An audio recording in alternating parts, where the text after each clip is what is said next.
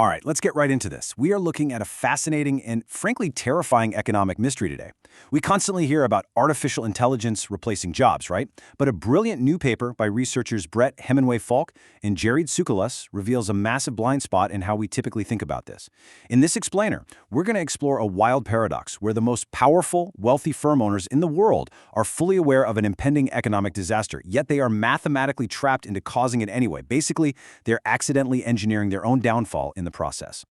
Here's the roadmap for today's explainer. First, the AI layoff paradox. Second, destroying the consumer base. Third, how firm owners lose. Fourth, being trapped in a game. Fifth, why popular fixes fail. And finally, the automation tax escape.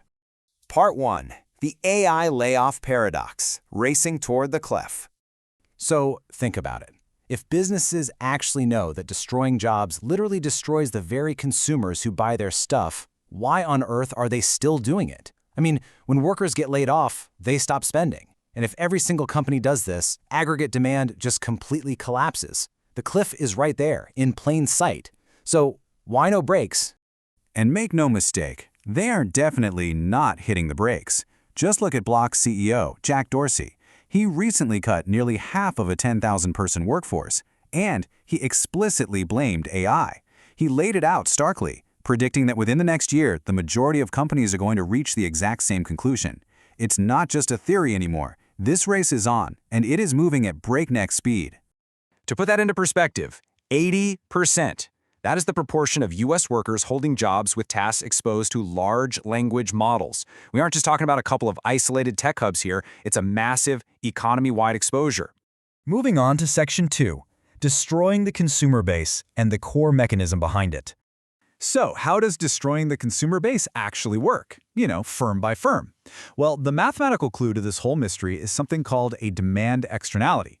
Basically, when a single firm automates a job, it destroys a tiny bit of aggregate purchasing power in the overall economy. But, and here is the absolute key, that specific firm only bears a fraction of that lost demand. They essentially pass the rest of the damage onto their rivals. Let's weigh these two realities against each other. First, you've got the private incentive. When a CEO replaces a worker with AI, their specific firm captures 100% of those cost savings right away. But then you have the collective reality. That laid-off worker stops buying things, which destroys the aggregate purchasing power of the entire market. Because the firm only feels a tiny sliver of that one worker's lost spending, the immediate cost savings are always going to look way better on their balance sheet than that diffuse drop in overall demand. All right, Section 3, how firm owners lose, a deadweight loss. Now, this is where we really need to focus on those negative long-term effects on the wealthy, because it's fascinating. The crucial concept here is deadweight loss. The popular narrative out there is that AI automation is just a massive wealth transfer, right? Like taking money from the working class and handing it over to wealthy capital owners. But this research points out that's actually fundamentally wrong. In a competitive market, over-automation creates a deadweight loss, meaning the wealthy aren't just stealing the pie, they are actually shrinking it. By eroding the exact consumer demand they rely on, aggregate profits for the wealthy actually go down. They are literally automating themselves into a corner, completely tanking the workers' livelihoods and their own bottom lines at the exact same time. And this creates a total mathematical trap. When you chart out the per-task cost savings and the demand loss against the number of competing firms, you start to see these gaps. These gaps show the difference between what is actually best for collective profits and what firms actually end up doing. And the really crazy part? The more competing firms there are, the worse the wealthy cannibalize their own wealth. If a company was a total monopoly, it would actually restrain itself and save its consumer base. But in highly fragmented, competitive markets, owners end up bleeding out their own aggregate profits. Section 4, trapped in a game, the prisoner's dilemma.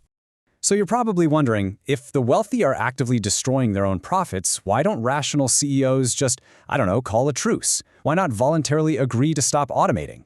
Well, it's because they're stuck in a classic prisoner's dilemma. It's driven by what's called the Red Queen effect. First, a CEO acknowledges the demand loss. They see the cliff perfectly. But second, they look over and see their rivals automating and slashing prices. So third step, they have to automate just to survive. If one firm holds back to protect the consumer base, they still get hit by the demand drop from their rivals laying people off, but they don't get any of the cost savings. Even if AI becomes vastly more productive, it just amplifies this excess. It's like they have to run faster and faster just to stay in the exact same place, all while collectively torching their own wealth. It's wild. Section 5. Why popular fixes fail. Red herrings. Whenever we face a structural problem this massive, politicians and tech leaders love to throw out policy solutions. But when we dig into three major proposals, universal basic income, capital income taxes, and coercion bargaining, the research actually proves they completely fail to fix this demand externality. Why? Because things like a capital income tax just shift overall profit levels. They do absolutely nothing to change the marginal, per-task incentive a CEO has to replace a human with AI. And coercion bargaining? That's basically firms voluntarily negotiating a stop to this. That fails because voluntary agreements just aren't self-enforcing. The temptation to cheat and automate anyway is way too high. Let's take universal basic income as an example. Look, yes, UBI raises the floor on living standards, and it definitely cushions the blow for workers. But here's the catch. It leaves a CEO's incentive to automate totally, 100% unchanged. A society that relies purely on UBI is still going to over-automate at the exact same self-destructive rate. It's treating the symptom, not the actual disease. Which brings us to Section 6, the automation tax escape, changing the rules. So, how in the world do we change the rules of this game to save both the workers and the wealthy firm owners from themselves? According to the researchers, the answer is a Pigouvian automation tax. This is a highly specific tax that is set exactly equal to the uninternalized demand loss per automated task.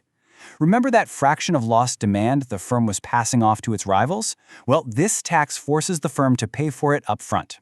It perfectly aligns the private incentives of the CEO with the social cost to the economy. It essentially forces the wealthy to internalize the damage they're causing, breaking the whole prisoner's dilemma and saving their aggregate profits. Sometimes you literally just have to force people to save their own money. And check out what happens when you map this out. As income replacement goes up, that gap, that over-automation wedge, shrinks. If the revenues from this Pigouvian tax are used to fund really aggressive worker retraining, those displaced workers can actually re-enter the economy at good wages. That bumps up the income replacement rate, shrinks the demand externality over time, and actually makes the tax completely self-limiting in the long run. Which leaves us with a final, pretty provocative thought to take away from today's explainer. The math here is crystal clear. Unconstrained AI automation isn't just a disaster for the working class. It is a structural trap that will steadily erode the wealth of the exact same people deploying it. Right now, the rules of the game strongly incentivize mutual economic destruction. So the question is, will we implement the precise incentives needed to rewrite those rules, or are we just going to sit back and let the entire economy automate itself into a corner?